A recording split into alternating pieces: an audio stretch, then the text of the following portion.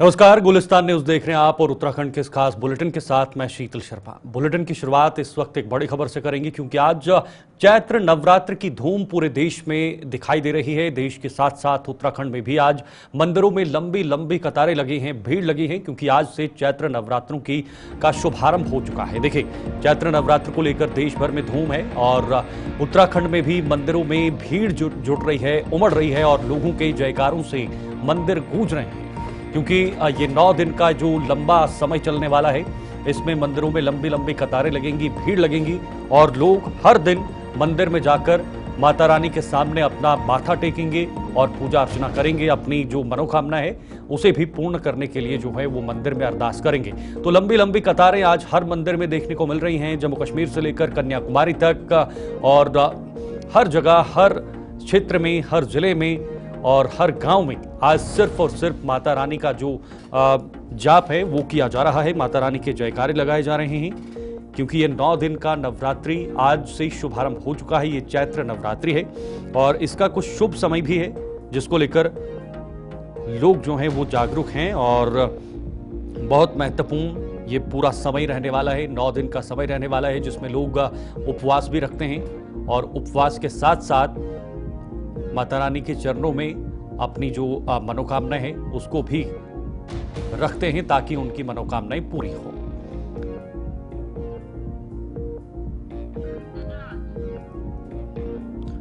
तो देखिए, चारों तरफ धूम नजर आ रही है। इस वक्त फिलहाल हमारे साथ धनराज गर्ग उत्तराखंड देहरादून से हमारे साथ जुड़े हुए हैं। जरा सीधे वहां की तस्वीरें भी देखना चाहेंगे और वहां पर किस तरह की धूम नजर आ रही है। धनराज, आज से नवरात्र की शुभारंभ हो चुकी है और जाहिर सी बात है, जब भी नवरात्रे होते हैं तो मंदिरों में लंबी लंबी कतारें लगती है, भीड़ लगती है और माता रानी के चरणों में वहां पर लोग माथा टेकने भी पहुंचते हैं। उत्तराखंड में किस तरह की तस्वीरें हैं? नवरात्रि की शुरुआत हो चुकी है, यानी कि आज पहला नवरात्र है। 9 दिन के नवरात्र होते हैं और उसमें सभी लोग पहले से अपनी मनोकामना के साथ पूरे व्रत 9 दिन के रखते हैं। और ये देखिए कि उत्तराखंड के, यदि मैं बात करूँ तो उत्तराखंड के देवभूमि कहा जाता है और लगातार यहाँ पे जो मंदिर है वहाँ पर कहने के लोग अपनी मनोकामना के लिए माता रानी के चरणों में अपना माथा भी टेकते हैं और इसके साथ ही अपनी मनोकामना की पूर्ण होने की बात कहने के माँ से करते हैं। लेकिन मैं देखेंगे आज सुबह से ही कहने के मंदिरों में जो लंबी लंबी कतारें हैं भक्तों की वो देखने को मिल रही है। कहीं पर भजन कीर्तन हो रहे हैं तो कहीं पर हवन किए जा रहे हैं। इसी तरीके से आप देख सकते हैं यहाँ पर भी कि जो मेरे पीछे है वो पंडित जी यहाँ पर हवन करते हुए नजर आ रहे हैं। आप देख सकते हैं कि किस तरीके से यहाँ पर हवन किया जा रहा है और इसी तरीके से कहीं ना कहीं मंदिरों में, सभी मंदिरों में अलग अलग जगहों पर इस तरीके की जो लोग पूजा अर्चना करते हुए नजर आ रहे हैं क्योंकि 9 दिनों का नवरात्रा है और 9 दिनों के नवरात्रों में कहीं ना कहीं उत्तराखंड के अंदर एक अलग ही मान्यता रखते हैं क्योंकि उत्तराखंड को देवभूमि कहा जाता है और यहाँ पर देवों का निवास होता है। इसी तरीके से देखा जाए कि सभी मंदिर में इसी तरीके से कहने के लंबी लंबी कतारें आज सुबह से ही लगी हुई है। देखिए, आपने कहा कि उत्तराखंड देवभूमि है, जाहिर सी बात है, देवों का स्थान है, देवभूमि है, 4 धाम यात्रा भी वहां पर होती है और ऐसे में वहां का भक्तिभाव, वहां के लोगों की जो आस्था है वो काफी ज्यादा गहरी है। इन नवरात्रों में ऐसा क्या खास देखने को मिल रहा है लोगों की तरफ से?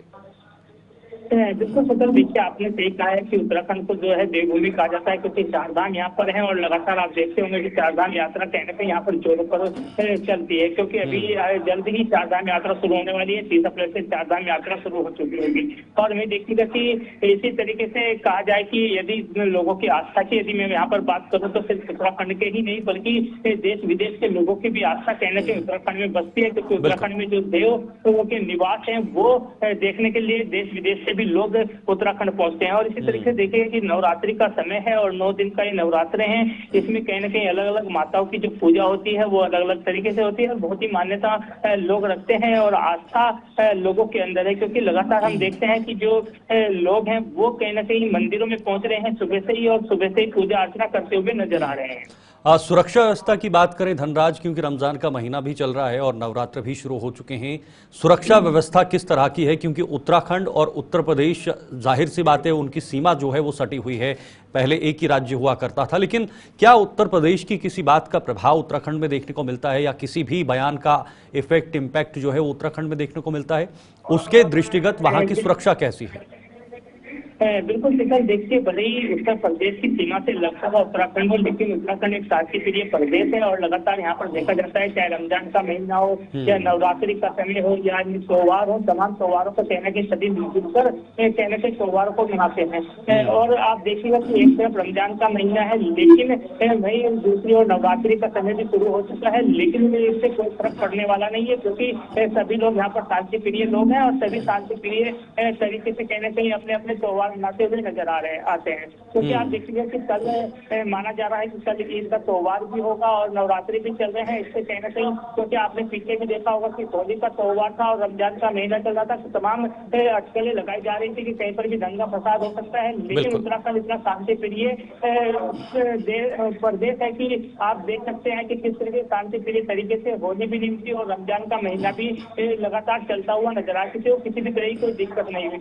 और यदि मैं सुरक्षा की बात करूं, लेकिन वही देखिएगा कि पुलिस प्रशासन अपनी सुरक्षा जरूर करता है और तमाम जो ऐसे मंदिर हैं जहां पर भीड़ भाड़ वाले इलाके हैं वहां पर पुलिस का पहरा जरूर लगा है। और इसके साथ ही जो मदरसे हैं या फिर कहा जाए जो मस्जिद है वहां पर भी पुलिस का पहरा जरूर है। लेकिन बिल्कुल सभी धार्मिक स्थानों पर इस वक्त सुरक्षा कड़ी की गई है, लेकिन अगले 9 दिन तक धनराज यही सिलसिला चलता रहेगा, यही भक्तिभाव, यही आस्था का पूरा माहौल देखने को मिलेगा चारों तरफ। इसके लिए क्या प्रशासन की खास तैयारियां हैं, खासतौर पर मंदिरों के बाहर या श्रद्धालुओं की व्यवस्था के लिए, ट्रैफिक व्यवस्था के लिए, ये सब तैयारियां किस तरह की हैं?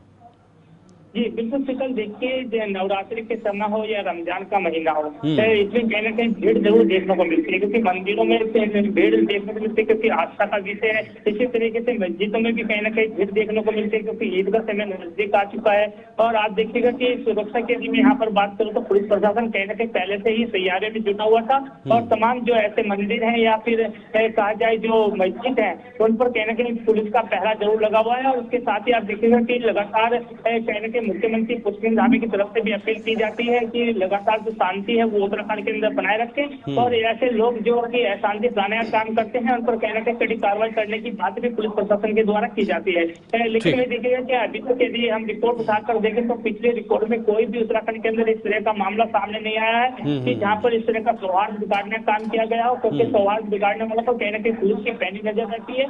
और इसी तरीके से यदि भीड़ भाड़ वाले इलाके होते हैं तो वहाँ पर ड्रोन के माध्यम से भी कहीं ना कहीं पुलिस अपनी नजर बनाए रखती है। जी ठीक है, बहुत बहुत शुक्रिया आपका धनराज, ये जानकारी साझा करने के लिए। और धनराज उस वक्त हमारे साथ देहरादून से बने हुए थे जहां पर देवस्थान है, देवभूमि है, तो वहां पर लोगों की आस्था है वो दोगुनी है और जो 4 धाम यात्रा है वो भी उत्तराखंड के अंदर चल रही है, शुरू होने वाली है। और चूंकि देवभूमि है तो ऐसे में वहां का नजारा ही कुछ अलग होता है, वहां के दृश्य ही कुछ अलग तरीके के निकलकर सामने आते हैं। हमारे सहयोगी ने बताया कि वहां की सुरक्षा व्यवस्था भी कड़ी की है, चप्पे चप्पे पर पुलिस बल तैनात है ताकि किसी भी प्रकार की कोई भी घटना सामने ना आए। आगे बढ़ेंगे। मुख्यमंत्री पुष्कर सिंह धामी की धर्मपत्नी व सेवा संकल्प धारिणी फाउंडेशन की फाउंडर ट्रस्टी गीता धामी के उखीमठ आगमन पर स्थानीय जनता ने उनका फूल मालाओं व ढोल नगाड़ों से भव्य स्वागत किया है। इस दौरान वे स्वयं सहायता द्वारा तैयार किए गए स्थानीय उत्पादों से रूबरू हुए। उन्होंने तुंगनाथ घाटी के विभिन्न हिल स्टेशनों का भ्रमण किया और वहां के प्राकृतिक सौंदर्य से अभिभूत हुई। देर सायं उन्होंने भगवान केदारनाथ के शीतकालीन गद्दी स्थल ओकारेश्वर मंदिर से आयोजित सायकालीन आरती में शामिल होकर पुण्य अर्जित किया है। गीता धामी के उखीमठ आगमन पर मधुगंगा हेलीपैड पर केदारनाथ विधायक आशा नौटियाल, राज्य मंत्री चंडी प्रसाद भट्ट, बीजेपी जिलाध्यक्ष भारत भूषण भट्ट, जिलाधिकारी डॉक्टर सौरभ गहरवार, पुलिस अधीक्षक अक्षय प्रहलाद कोंडे ने उन्हें पुष्प गुच्छ भेंट कर स्वागत किया है।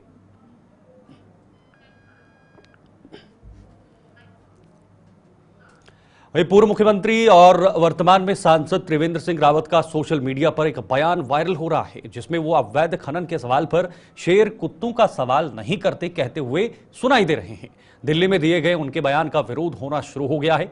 शनिवार को हरिद्वार के एक आश्रम में पहुंचे पूर्व मुख्यमंत्री हरीश रावत ने उनके बयान पर तीखी प्रतिक्रिया दी है और उनके बयान को प्रेमचंदिया बयान बताया है। उन्होंने कहा कि त्रिवेंद्र सिंह रावत ने घमंड में प्रेमचंद पार्ट 2 बयान दिया है।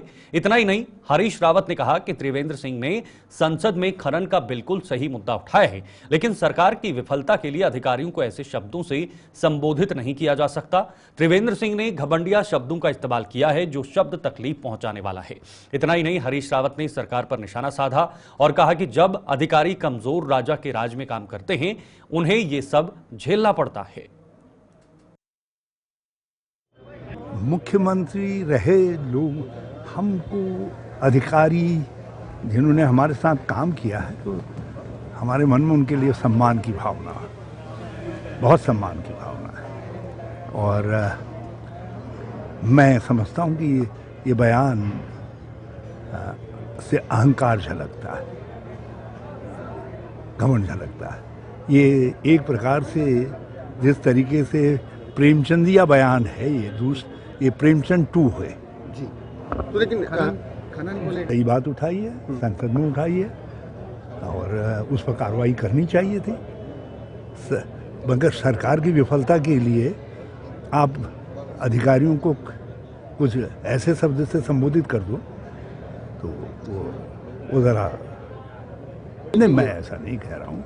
ये घमंड में ये प्रेमचंद पार्ट 2, जिस तरीके से उनकी जवान उनके मुंह से एक कुत्सित शब्द निकला था, ये भी घमंडिया शब्द है जो त्रिवेंद्र सिंह जी के मुंह से निकला। मैं नहीं जानता क्या है क्या नहीं, कौन क्या है, क्योंकि भाजपा में कुछ अंदाज नहीं आता।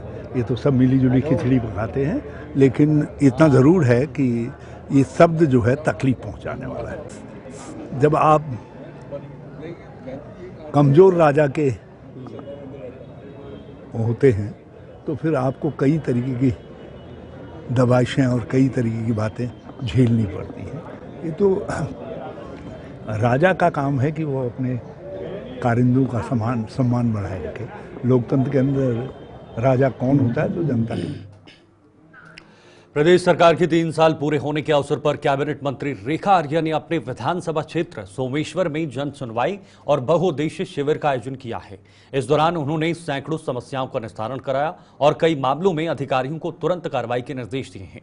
कैबिनेट मंत्री रेखा आर्या ने कहा है कि इस शिविर में मेरे समक्ष जो भी समस्याएं आई हैं उनके निस्तारण में परिणाम भी दिखना चाहिए। अगर दिए गए निर्देशों को परिणाम में नहीं बदला तो सरकार अधिकारियों को बदलने में देर नहीं लगाएगी। इस अवसर पर अल्मोड़ा नगर निगम मेयर अजय वर्मा, अल्मोड़ा जिलाध्यक्ष महेश नयाल, विधायक प्रतिनिधि भुवन जोशी, सोमेश्वर मंडल अध्यक्ष अंजलि, पूर्व जिला उपाध्यक्ष राजेंद्र कैड़ा और सभी विभागों के अधिकारी भी मौजूद रहे।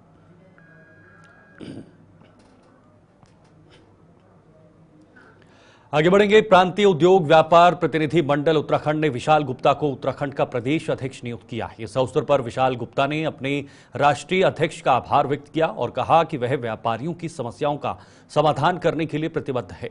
विशाल गुप्ता ने कहा कि उत्तराखंड में कई व्यापारी संगठन हैं, लेकिन प्रांतीय उद्योग व्यापार प्रतिनिधि मंडल व्यापारियों की हर समस्या का समाधान करने के लिए उनके साथ खड़ा रहेगा। उन्होंने यह भी कहा कि यह मंडल हर व्यापारी को साथ लेकर चलता है और व्यापार मंडल के साथ इसका मुख्य अंतर यह है कि यह मंडल व्यापारियों की एकता और सशक्तिकरण पर केंद्रित है। विशाल गुप्ता ने कहा कि उत्तराखंड के व्यापारी एक हैं और एक साथ मिलकर आने वाली समस्याओं का समाधान करेंगे। उन्होंने व्यापारियों से अपील की है कि वे एकजुट होकर अपने अधिकारों की लड़ाई लड़ें। प्रांतीय उद्योग व्यापार मंडल पूरे प्रदेश के अंदर 20 जिलों में स्थानों में अपने जिलाध्यक्ष के माध्यम से, उनकी टीमों के माध्यम से संचालित होता है। 21वीं इकाई के रूप में देहरादून महानगर के रूप में महानगर अध्यक्ष के रूप में मेरा चयन हुआ, मेरा मनोनीत किया नवीन वर्मा जी ने, प्रकाश मिश्रा जी ने। हरिद्वार में प्रदेश कार्यकारिणी की बैठक थी जिसमें 20 जिलों के लोग उपस्थित थे। उनके माध्यम से माननीय नवीन वर्मा जी ने, जो हमारे सम्मानित प्रदेश के अध्यक्ष हैं, उन्होंने हमारी घोषणा की। अब हमारे पास टीम बनाने का अवसर है।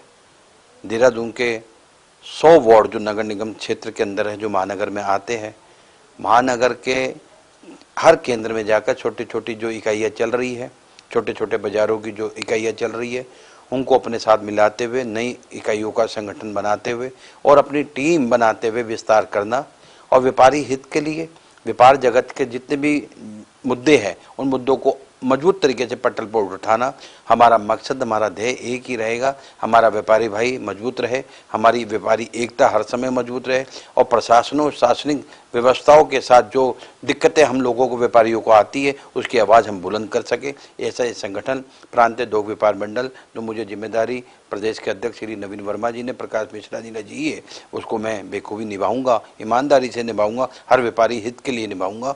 और इसके संरक्षक की भूमिका में हमारे आदरणीय प्रदेश के सम्मानित जो प्रांतीय दुग्ध व्यापार मंडल प्रदेश संगठन के 2 बार अध्यक्ष भी रहे।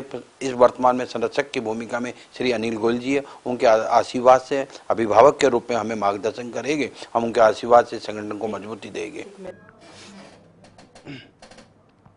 हल्द्वानी के सोबन सिंह जीना भेस हॉस्पिटल में लापरवाही का बड़ा मामला सामने आया है। अस्पताल के बाल रोग विभाग के बेड पर बड़ी संख्या में कॉकरोच पाए गए हैं, जिससे मरीजों और उनके परिजनों में आक्रोश है। शिकायत मिलने पर मुख्यमंत्री के सचिव एवं कुमाऊं कमिश्नर दीपक रावत ने अस्पताल का औचक निरीक्षण किया। निरीक्षण के दौरान कमिश्नर ने खुद बेड पर कॉकरोच रेंगते देखे, जिससे वे बेहद नाराज हुए। इसके अलावा शौचालयों में भी गंदगी पाई गई है। कमिश्नर ने अस्पताल प्रशासन को कड़ी फटकार लगाते हुए सीएमएस से स्पष्टीकरण मांगा है और तत्काल सफाई कराने के निर्देश दिए हैं। कमिश्नर दीपक रावत ने अस्पताल प्रबंधन को कड़ी चेतावनी देते हुए कहा कि यदि भविष्य में इस तरह की लापरवाही दोबारा पाई गई तो जिम्मेदार अधिकारियों के खिलाफ कड़ी कार्रवाई की जाएगी। और मुझे कुछ पेशेंट्स ने जो कि बच्चा वार्ड में एडमिट थे, उनके बच्चे भी वहाँ पे एडमिट थे, वहाँ से फ़ोन किया गया कि यहाँ पे बेड्स में बहुत जगहों पे और बड़ी संख्या में कॉकरोचेस हैं और जिस पे कोई ध्यान नहीं दिया जा रहा है। तो इसकी पुष्टि करने के लिए मैं यहाँ पे आया था और मैंने जो पाया कि ये शिकायत एकदम सही थी। कई कॉकरोच, बल्कि 50-100 से भी ऊपर जो हमारे गद्दों पे वो पाए गए। यहाँ पे जब पूछा गया कि इसका क्या कारण है सीएमएस साहब से, तो इनका कहना है कि 1 तारीख से इनको पता है कि कॉकरोच यहाँ पे हैं, लेकिन आपने विजिट नहीं किया। मौके पे जब दवाई के बिल मांगे गए एंटी कॉकरोच के, तो कोई बिल्स भी यहाँ पे नहीं है। इनका कहना है बाजार से इन्होंने खरीद लिए थे लेकिन बिल नहीं है। दवाई देखने पे पता चला वो फ्लाइज को लेकर और मच्छरों को लेकर दवाई हो सकता है सही दवाई हो भी ना। कई तरह के प्रोफेशनल पेस्ट मैनेजर्स हल्द्वानी में मौजूद हैं, उनकी सेवाएं लेनी चाहिए। कि अस्पताल के अंदर कॉकरोच हैं, कई तरह के इन्फेक्शंस हो सकते हैं, छोटे बच्चे वहाँ पे हैं। आई थिंक इसको गंभीरता से देखा जाना चाहिए। इसमें स्पष्टीकरण मैं अधिकारियों का प्राप्त कर रहा हूँ और आपको मैंने चेतावनी भी दी है कि पुनः इस तरह की शिकायत मेरे पास आएगी तो इस पर बहुत सख्त कार्रवाई आपके ऊपर की जाएगी। फिलहाल ये शो कॉज का जवाब मुझे देंगे। और दूसरा, यहाँ पे टॉयलेट्स भी जो मैंने देखी, कुछ जगह तो निर्माण हो रहा है जहाँ पे कोई मौजूद नहीं है निर्माण देखने के लिए, और जो खुली हैं वो सारी चोक्ड हैं, जो कि बहुत गलत और अमानवीय है। इसके लिए भी यहाँ के जो ऑफिसर इंचार्ज हैं उनका मैं स्पष्टीकरण प्राप्त कर रहा हूँ और इनको जिम्मेदारी दे रहा हूँ कि ये पर डे, इनको पहले भी कहा गया कि एक बार खुद राउंड लिया करें, लेकिन मुझे लगता नहीं कि ये शायद ले रहे हैं। तो इनके उच्च अधिकारियों को भी फिर अनुशासन।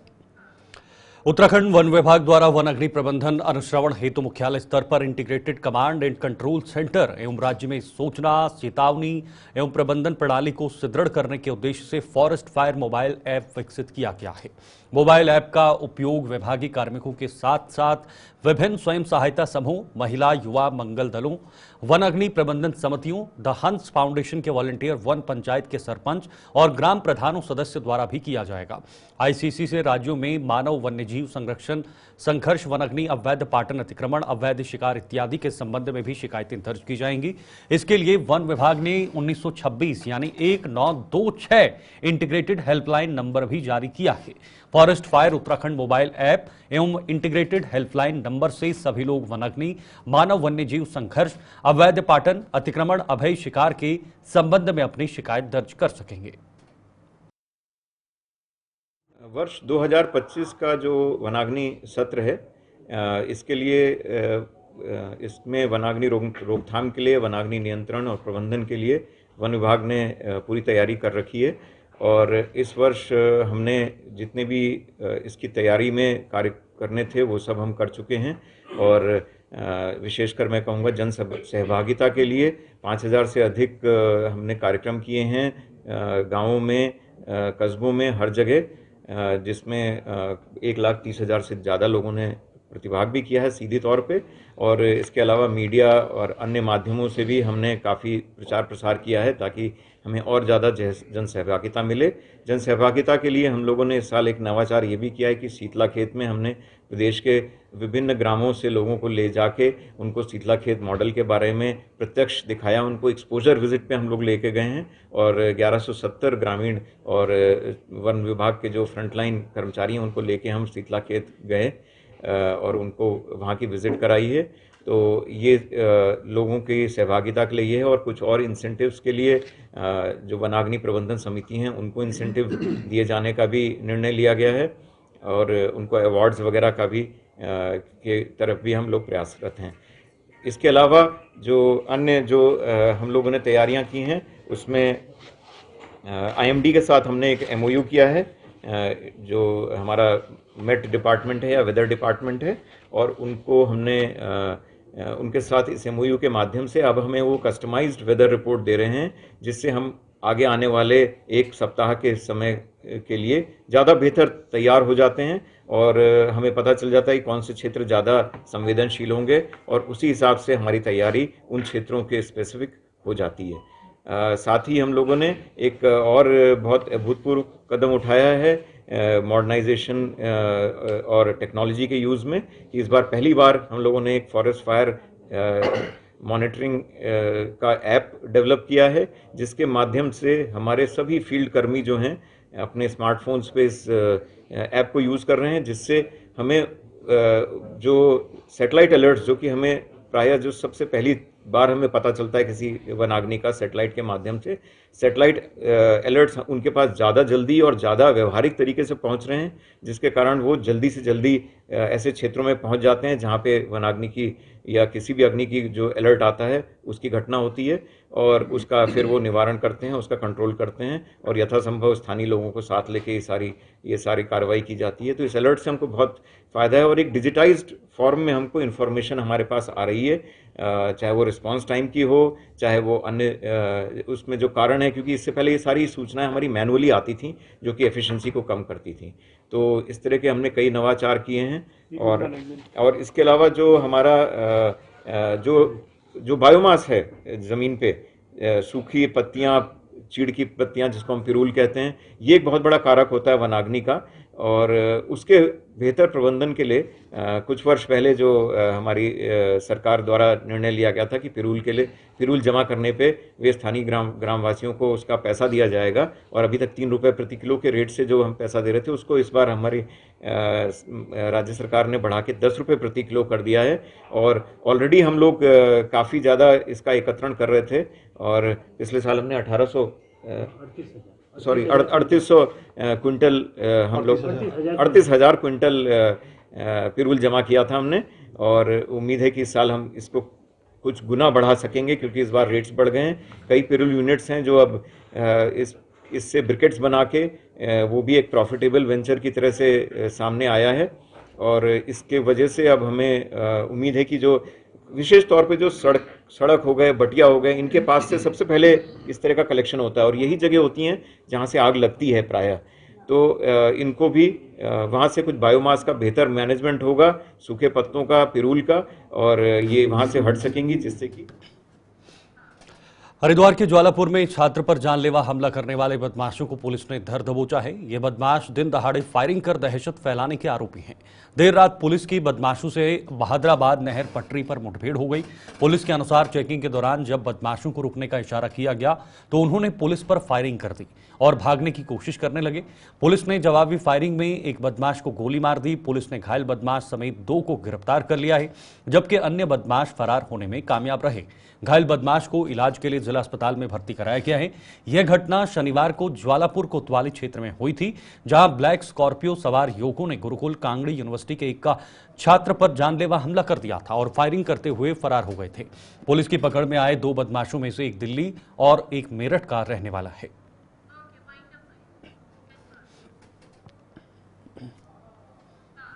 चलो फिलहाल उत्तराखंड के इस खास बुलेटिन में इतना ही। देश दुनिया की तमाम खबरों के लिए आप देखते रहिए गुलिस्तान न्यूज। नमस्कार।